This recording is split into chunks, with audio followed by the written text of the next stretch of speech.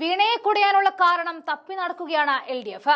കഴിഞ്ഞ പിണറായി മന്ത്രിസഭയിൽ ആരോഗ്യ മേഖലയെ വാനോളം ഉയർത്തിയെങ്കിൽ ഇത്തവണ പാതാളത്തോളം ചവിട്ടിത്താഴ്ത്തിയതിന് കാരണക്കാരി വീണ ജോർജ് തന്നെയാണ്. അതുകൊണ്ട് വിമർശിക്കാൻ കിട്ടുന്ന ഒരവസരവും പാഴാക്കാറില്ല. CPI പത്തനംതിട്ട ജില്ലാ സമ്മേളനത്തിൽ മന്ത്രി വീണ ജോർജിനെതിരെ രൂക്ഷ വിമർശനമാണ് ഉയർന്നിരിക്കുന്നത്. ഇത്ര മൂടിവെക്കാൻ നോക്കിയാലും അളമുട്ടിയാൽ ചേരയും കടിക്കുമെന്ന പോലെ പാർട്ടിയിലെ മന്ത്രിമാർ അത്ര പോരാ എന്ന് അവർ തന്നെ മുദ്രകുത്തി തുടങ്ങി. ആരോഗ്യ മേഖലയെ മന്ത്രി വീണ ജോർജ് തകർത്തു എന്നായിരുന്നു വിമർശനം.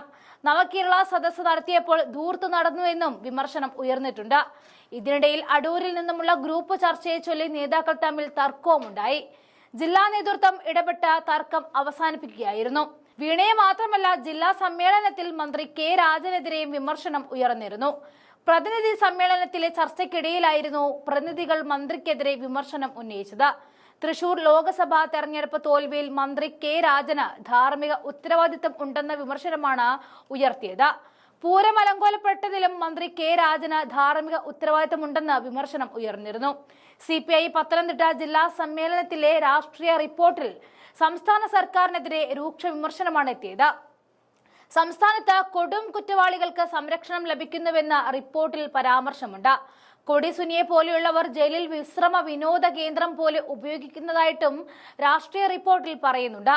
പോലീസുകാർ അമിത അധികാരം ഉപയോഗിക്കുന്നതായിട്ടും ADGP MR അജിത് കുമാറിനെ പോലെയുള്ളവർ മന്ത്രിമാരെ പോലെയും അംഗീകരിക്കുന്നില്ല എന്നും റിപ്പോർട്ടിൽ വിമർശനമുണ്ട്. കാപ്പ, പോക്സോ കേസ് പ്രതികൾക്ക് രാഷ്ട്രീയ സ്വീകരണം ലഭിക്കുന്ന സാഹചര്യമുണ്ട്. സർക്കാർ വകുപ്പുകളിൽ കുടുംബശ്രീ അംഗങ്ങളെ തിരികെ കയറ്റുകയാണെന്നും ഇത് PSCയെയും എംപ്ലോയ്മെന്റ് എക്സ്ചേഞ്ചിനെയും നോക്കുകുത്തിയാക്കുകയാണെന്നും രാഷ്ട്രീയ റിപ്പോർട്ടിൽ അടിവരയിടുന്നുണ്ട്. CPI പത്തനംതിട്ട ജില്ലാ സമ്മേളന പ്രതിനിധി സമ്മേളനം CPI സംസ്ഥാന സെക്രട്ടറി ബിനോയ് വിശ്വമാണ് ഉദ്ഘാടനം ചെയ്തത്. അപ്പോഴായിരുന്നു ഈ വിമർശനങ്ങളും എത്തിയത്. ആട്ടിൻതോലിട്ട ചെന്നായ്ക്കളെ പോലെയാണ് BJP നേതൃത്വം ക്രൈസ്തവ സഭകളുടെ അടുത്തേക്ക് വരുന്നത് എന്നും പ്രതിനിധി സംഘം ഉദ്ഘാടനം ചെയ്യവേ ബിനോയ് വിശ്വം പറഞ്ഞിരുന്നു. ഇതിനു മുൻപും വീണയെ വിമർശിച്ചുകൊണ്ട് CPM രംഗത്തെത്തിയിട്ടുണ്ട്. അതേസമയം അങ്ങ് തലസ്ഥാനത്ത് കഥ ഇതിലും വ്യത്യസ്തമാണ്.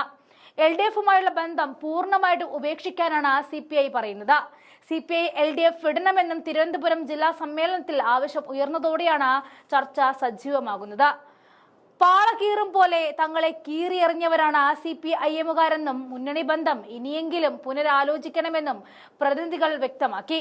നാറിയവനെ ചുമന്നാൽ ചുമന്നവനും നാറും. അരുവിക്കര മണ്ഡലത്തിൽ നിന്നുമുള്ള പ്രതിനിധിയാണ് മുന്നണി വിടൽ ചർച്ച തുടങ്ങി വെച്ചത്. പിണറായി സർക്കാർ പ്രയോഗത്തിനെതിരെയും ജില്ലാ സമ്മേളനത്തിൽ വിമർശനം ഉയർന്നിരുന്നു. പിണറായി സർക്കാർ പ്രയോഗം വേണ്ട, LDF സർക്കാർ അത് മതി. രണ്ടാം പിണറായി സർക്കാർ എന്നല്ല പറയേണ്ടത്, രണ്ടാം LDF സർക്കാർ എന്നാണ്. MR അജിത് കുമാറിനെ ക്രമസമാധാന ചുമതലയിൽ നിന്ന് മാറ്റിയത് പാർട്ടിയുടെ നിലപാടിന്റെ വിജയമാണെന്നും തീരുമാനം മറിച്ചായിരുന്നുവെങ്കിൽ നിയമസഭയിൽ ഈ വിഷയം ഉയർത്താൻ CPI തന്നെ തീരുമാനിച്ചിരുന്നുവെന്നും മറുപടി പ്രസംഗത്തിൽ മന്ത്രി K രാജനും പറഞ്ഞിട്ടുണ്ട്. ഇനിയും വേണ്ടി വന്നാൽ ഇതേ നിലപാട് ആവർത്തിക്കുമെന്ന ശബ്ദവും എടുത്തിട്ടുണ്ട്. അതായത് പറഞ്ഞു വരുന്നത് CPI LDF വിടുന്ന സൂചനകളാണ് പുറത്തു വരുന്നത്. വിട്ടാൽ മൂന്നാം ഭരണം ഗോവിന്ദ.